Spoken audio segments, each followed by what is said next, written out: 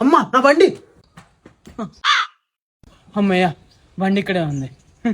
అయినా బండి ఎక్కడికి పోద్ది మామ? నువ్వు చెప్పిన మెకానిక్ మంచిగానే చేస్తాడు కదా మామ. అసలు కొత్త బండి మామ, నాకు మస్తు భయం అవుతుంది. అసలు బండికి ఏమైంది మామ?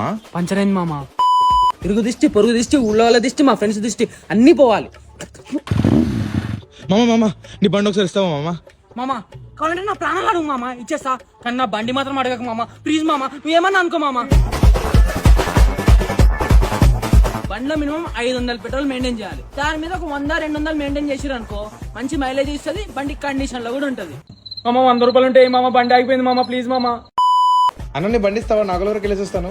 నాగోలు ఎంత దూరం రా? జస్ట్ 2 కిలోమీటర్స్ నడుచుకుంటా. బండి కావాలంటే అరే పారెట్రికి పోదాం. ఏంది ముగ్గురు నడవరు నా బండి మీద, షాక్ అబ్జర్వర్లు ఖరాబ్ అవుతాయి. వస్తే ఒకళ్ళు రారి, ఏదో పని చేయర్రి, ఇద్దరు కలిసి ఇంకోసారి బాల్ బండికి తాకాలి, మూతి సైలెన్సర్ పెడతా. పిల్ల నా కొడుకల్లారా అదులు వేడకండి. బండి మీద కూర్చొని గోపి, నేను ఇక్కడ అడగాలి. అడుగు. నేను ఎక్కువ పట్టాలి, నీ బండి ఎక్కువ పట్టాలి.